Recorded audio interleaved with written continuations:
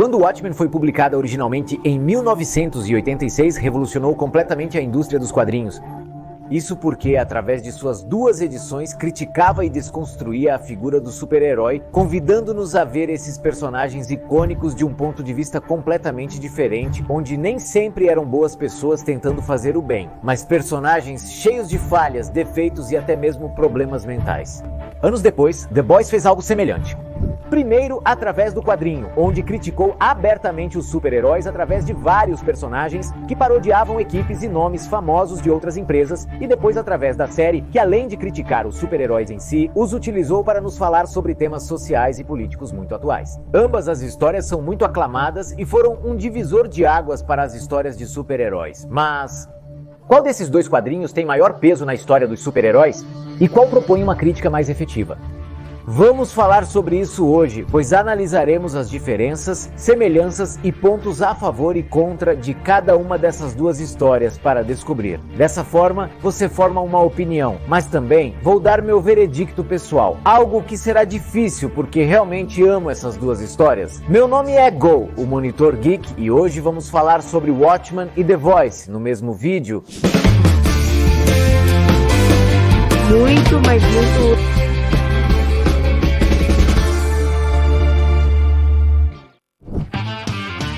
A série Go, o Monitor Geek.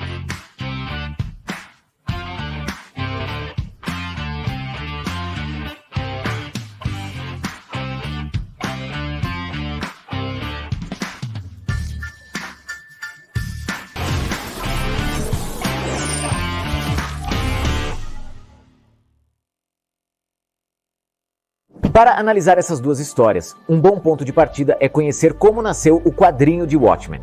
Porque acontece que o quadrinho Watchmen foi produto de um acidente. Em meados dos anos 80, a Charlton, dona de personagens como Blue Beetle, Peacemaker e The Question, faliu. Então a DC Comics a comprou.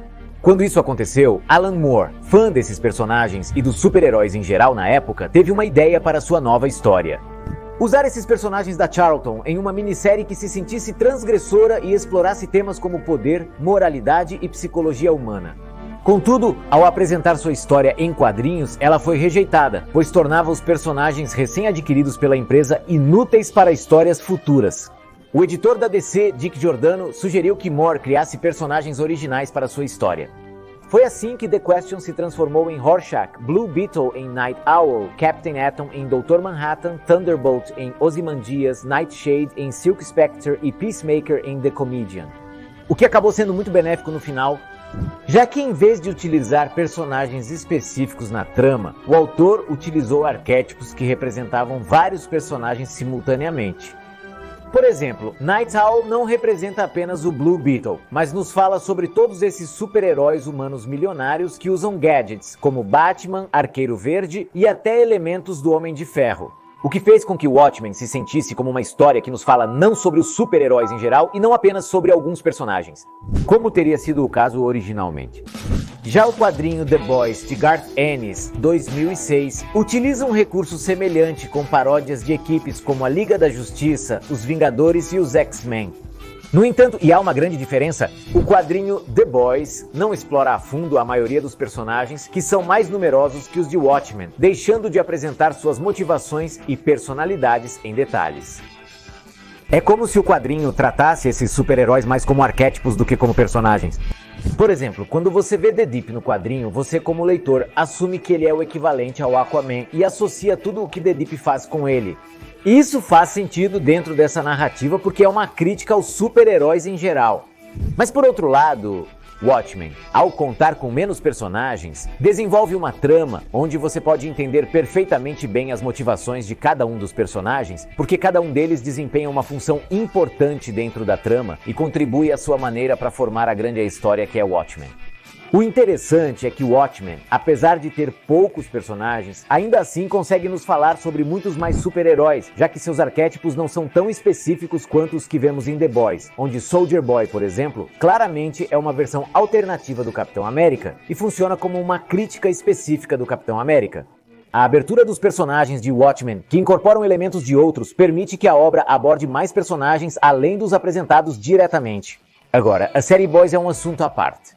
Essa série apresenta vários meta-humanos como no quadrinho, mas se concentra em poucos personagens bem desenvolvidos ao longo das temporadas.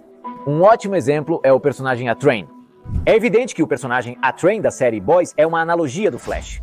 No entanto, a série usa esse personagem para falar sobre muitos outros temas que não têm realmente a ver com o Flash ou com os velocistas. Na primeira temporada, por exemplo, ela nos falou sobre essa obsessão social que temos com a fama, já que o vimos consumindo o composto B para manter seu lugar em The Seven e os patrocínios que vêm com ele. O texto critica atletas em fim de carreira que usam substâncias para seguir competindo, mesmo não estando mais no auge. Mais tarde, o vimos adotar um papel em que supostamente se orgulhava de suas raízes afrodescendentes, mas na verdade era apenas uma fachada para continuar sendo relevante dentro da equipe. Algo que abordou temas como tokenismo e como empresas se aproveitam de movimentos sociais visando o lucro. Também abordou o tema da brutalidade policial e o movimento Black Lives Matter através do personagem de Blue Hawk, que era basicamente um policial que agredia os afrodescendentes. Até recentemente, ele adotou um papel mais interessante, onde ele começa a questionar todos os horríveis atos cometidos ao longo da série. Quão feliz ele está e quão realizado se sente com essa fama artificial que vem com o fato de ser um super-herói da Vault. Aos poucos, vimos ele ajudar mais a equipe de Rui altruisticamente. E vimos isso em pequenos momentos onde ele se sente mais completo através de uma boa ação. Algo que não parece surgir do nada, pois ele sempre foi um personagem que busca preencher um vazio interior. Ele simplesmente não sabe como. No início foi com a fama, mais tarde com um propósito falso e eventualmente através de pequenas ações que poderiam fazer a diferença na luta contra Volt e Homelander. Se você prestar atenção, o maior valor da série está em como usa os super-heróis para criticar a sociedade em que vivemos, não na crítica aos super-heróis em si. Nesse sentido, Watchmen se destaca. Lembremos que este quadrinho foi escrito durante o período histórico conhecido como Guerra Fria, um conflito não armado onde os Estados Unidos e a União Soviética competiam para ver quem tinha mais poder político. E cada uma dessas potências ameaçava indiretamente a outra testando armamento nuclear. Assim, vários escritores desse período viviam com um constante medo de uma guerra nuclear. Esse é um dos temas mais fortes na história de Watchmen, onde o Dr. Manhattan, por exemplo, é apresentado como um personagem que tem a capacidade de destruir cidades inteiras, uma bomba nuclear viva que os Estados Unidos estão felizes em ter porque acreditam que ele está do lado deles. Assim como estavam felizes em ter do seu lado o poder atômico que desenvolveram precisamente no Projeto Manhattan durante a Segunda Guerra Mundial. No entanto, quando começam a acreditar que esse poder talvez também seja perigoso para eles, as coisas começam a sair do controle. Este é um dos pontos que mais gostei na adaptação de Zack Snyder em comparação com o quadrinho. O Dr. Manhattan é apresentado como uma ameaça direta para ambas as potências, assim como foram as bombas nucleares no passado. Outro ponto em que ambas as histórias se destacam é em como elas desconstroem a figura do super-herói. Mas afinal, o que significa essa desconstrução? A desconstrução é um processo de análise onde se pega uma ideia ou um conceito e se analisa pedaço por pedaço para entendê-lo melhor. A ideia então é questionar conceitos que muitas vezes já damos como certos. Assim, você encontra partes que não se encaixam, outras mais fracas e algumas essenciais. No caso dos super-heróis, por exemplo, a crença geral antes de histórias como Watchmen era que se tratava de pessoas boas e com uma orientação moral muito forte.